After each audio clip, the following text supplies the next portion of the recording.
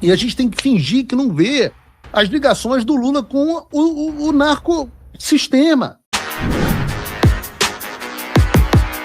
Olavo Edu Carvalho, melhor canal de corte do YouTube. Esse negócio do like e do repost faz toda a diferença, e você verificar se está inscrito no canal também, com o tal do sininho das notificações. Isso faz com que o YouTube mande para mais e mais pessoas, vejam se estão inscritos no canal. Muita pauta para falar hoje, então vou direto ao ponto. Eu disse que é gente má, né?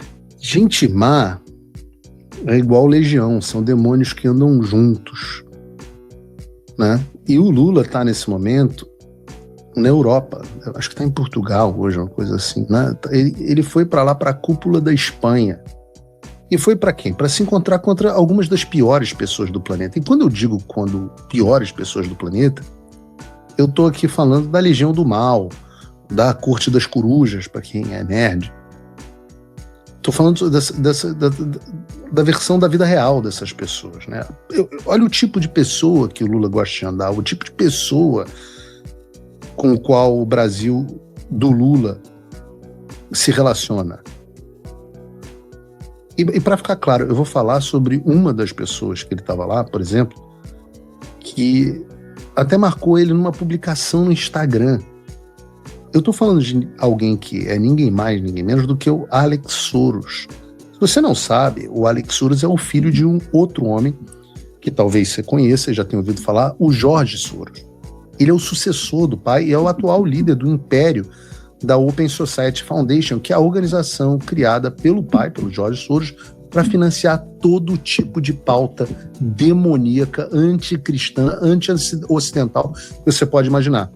E quando a gente fala de Alex Soros, né, tem uma quantidade gigantesca, por exemplo, de financiamento através da Open Society para assuntos como, eu falei de assuntos demoníacos, como o da descriminalização das drogas, pautas pró-droga. E não precisa ser nenhum gênio para você ver isso, não. Se você entrar no site da Open Society, você vai ver que eles falam explicitamente que nos últimos 30 anos a organização investiu mais de 300 milhões de dólares, ou seja, 1,5 bilhão de reais em prol de uma reforma na política de drogas. Traduzindo, legalização de drogas. Não é coincidência toda essa turma defendendo essa história. Esse grupo sozinho representa o maior financiador de uma agenda internacional para afrouxar o combate às drogas. É esse sujeito que você vê junto com o Lula, afagando ele e marcando ele no post no Instagram. E a gente tem que fingir que não vê as ligações do Lula com o narcossistema. Mas não sei, vai que no Brasil eles são diferentes, né? Vai que no Brasil a Open Society não apoia a legalização das drogas e eu estou equivocado aqui. Ah, não, desculpa. A Open Society desse cara aí não somente participou, como participa ativamente de iniciativas no Brasil para tentar mudar a legislação de drogas, abrandar a legislação de drogas. Essa influência política, é financeira, é cultural gigantesca. Ela é que leva a decisões, por exemplo, como a do Supremo Tribunal Federal, em 2024, afirmou que o porte de maconha para consumo não constitui crime, mesmo que a lei explicitamente diga o contrário. Eu explico essa relação. Vejam, uma matéria da Open Society Foundation confirma que em abril de 2015, 9 anos antes da decisão do Supremo, o Centro para Estudos para Políticas de Segurança e Cidadania, o CEISEC, estava lançando uma campanha, abre aspas, ambiciosa contra a proibição das drogas, chamada Da Proibição Nasce o Tráfico, para demonstrar, de novo, abre aspas, a natureza irracional da guerra às drogas de uma maneira franca e digerível. Esse mesmo Centro de Estudos de Segurança e Cidadania, por sua vez, entre 2018 e 2023, recebeu mais de 14 milhões de reais da Open Society Foundation, essa desse mesmo cara, para programa movimentos, promoção da justiça racial, programa de conscientização sobre a violência policial e justiça, para incentivar o engajamento dos jovens no diálogo sobre segurança pública no Rio de Janeiro, apoio geral, criação de narrativas sobre os impactos da implementação de tecnologias de reconhecimento facial sobre os direitos da população, levando em conta aspectos de gênero, raça, classe e território. Apoio geral, ou seja, dinheiro para iniciativa que buscam minar a polícia e o combate ao tráfico de drogas. Tudo isso disfarçado de política contra o racismo, de conscientização sobre a política e por aí vai. É com esse cara que financia isso que o Lula estava se encontrando e se abraçando na Espanha. Ao mesmo tempo, e que não por coincidência, o governo Lula empreende um esforço hercúleo em defesa do PCC e do Comando Vermelho para que os Estados Unidos não os designem como organizações narcoterroristas. Simultaneamente, o governo Lula recebe várias pessoas ligadas ao crime organizado e ao tráfico de drogas para reuniões no governo. Porra, você tem que ser muito burro para achar que é tudo coincidência. Nunca teve tão claro quem tá de cada lado. Tem um lado defendendo o crime organizado e tem um lado querendo lutar contra o crime organizado, contra as drogas. É um negócio demoníaco mesmo, pô. Tem um lado que é celebrado pelos traficantes e um lado que é odiado pelos traficantes. Tu já ouviu um cara na internet, eu esqueci, falem aqui no chat que vocês vão saber, esqueci o nome dele, eu queria até dar os créditos, desculpa, é que realmente eu não me lembro. É legal o conteúdo do cara. Coloca aí no chat aí, a galera, mas ele fazia o seguinte, ele perguntava para as pessoas na rua, você vai votar no Lula ou no Bolsonaro? Aí um sujeito respondeu, vou votar no Lula. Ele perguntava, tá, mas em quem que você acha que os traficantes vão votar? Aí o cara respondia, no Lula. Em quem que você acha que os bandidos vão votar? No Lula ou no Bolsonaro? Aí o cara, no Lula. E ele ia nessa, e as pessoas, e o cara ficava reflexivo, né? Falava assim, tem alguma coisa de errado? Talvez. Então é muito claro, não tem o que pensar. Quem vai ficar feliz com a eleição do Flávio são as pessoas de bem, igual esse coitado que eu mostrei sendo preso, que não aguenta mais. Essas pessoas de família que carregam o Brasil nas costas, que a Madeleine Asco queria que tivessem pena de morte. E quem fica feliz com a eleição do Lula são os bandidos. Desde os pequenos ali nos presídios, até os grandes na Faria Lima, com Daniel Vorcaro, que apoiam o crime organizado, como gente que viu aqui o MC Ryan, o MC Pose do Rodo, só gente boa. Eu falei sobre isso ontem, mas cada vez mais a designação pelos Estados Unidos do PCC e do Comando Vermelho como organizações terroristas é uma realidade. Eu falei também do Dário Turiga, ministro da Fazenda, admitindo que o domínio do crime organizado é tão grande que fazer isso teria um impacto no mercado financeiro e no turismo do Brasil. Seja como for, né? Esses não são os únicos beneficiários dos esquemas que fazem uma farra com o nosso dinheiro. Tem uma instituição que tenta passar batido, que entrou num rolo esquisito. Vamos falar dos milicos? Vamos falar dos milicos. Vamos falar do rolo dos milicos com o Banco Master. Eu queria ter falado ontem, mas vou falar hoje. Eu falei sobre o tipo de pessoas que vai se alegrar com a vitória do Flávio, mas tem muita gente que não vai se alegrar muito caso isso aconteça, além dos traficantes e dos bandidos, né? Fala pessoal, tá gostando desse vídeo? Não esqueça de deixar o seu like e se inscrever no canal Olavo é do Carvalho para receber notícias quentíssimas todos os dias. Isso ajuda demais o nosso trabalho e o YouTube irá recomendar para mais pessoas. Vejam, por exemplo, o que a Veja está noticiando acerca desse tema. Eu postei nas minhas redes sociais nesses dias. A preocupação da cúpula militar do governo diante do risco de Flávio Bolsonaro derrotar o Lula. Segundo a Veja, a preocupação é que em um eventual governo Flávio Bolsonaro fosse retomado o loteamento do governo federal pelos militares.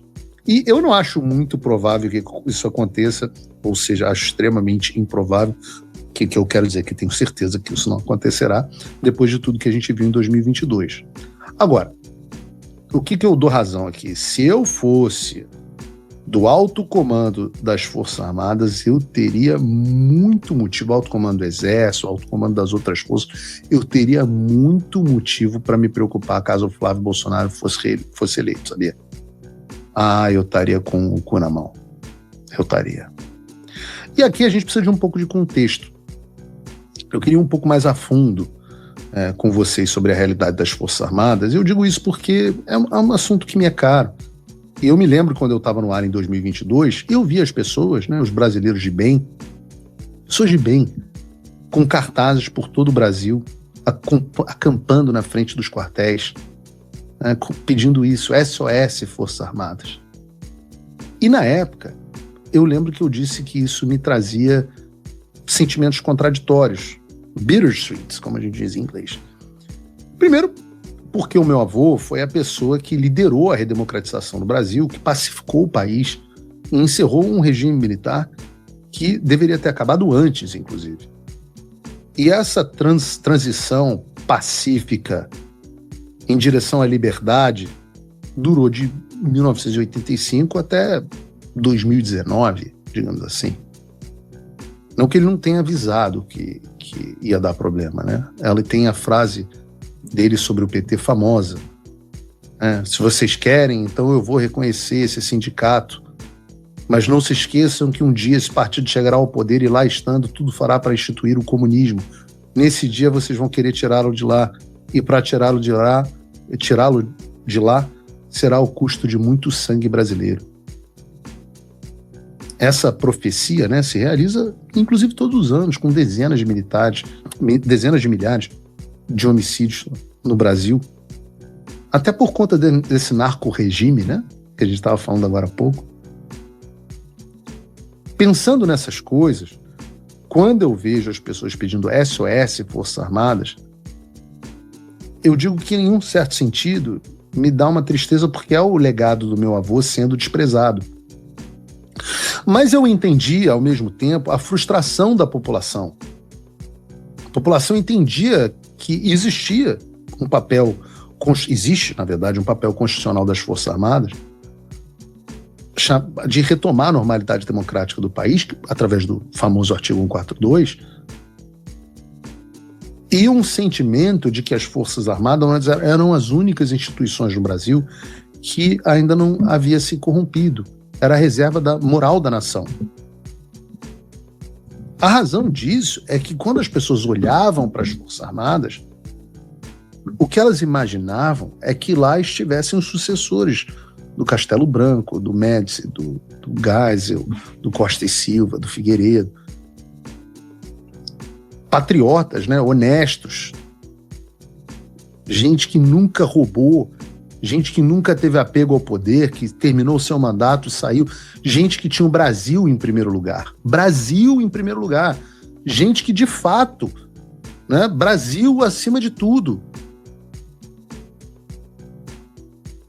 O que eles imaginavam quando eles pensaram em Forças Armadas era nisso aqui, ó.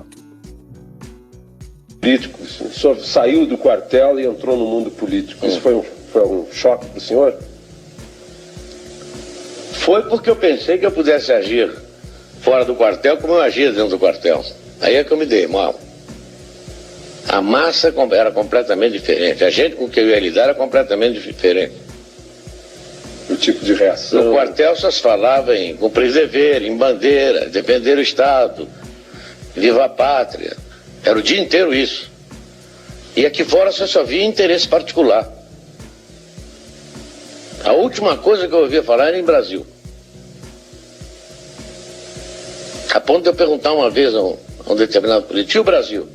Essa hora, presidente.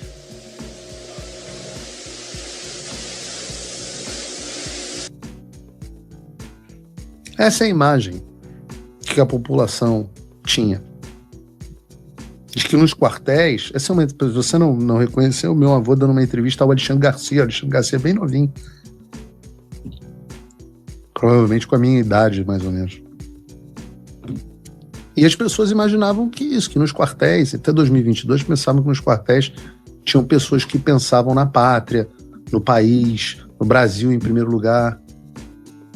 E aí é natural você pensar, ora, se nos quartéis existem pessoas assim, no alto comando do Exército, no topo das Forças Armadas, os melhores dessas pessoas estão lá. E é desconhecimento. O Trump voltou. Isso já deve ter tirado um peso das suas costas. Mas e o Brasil? O nosso país continua atolado e achar que só a vitória do Trump vai resolver tudo é ilusão. Nada vai mudar sozinho.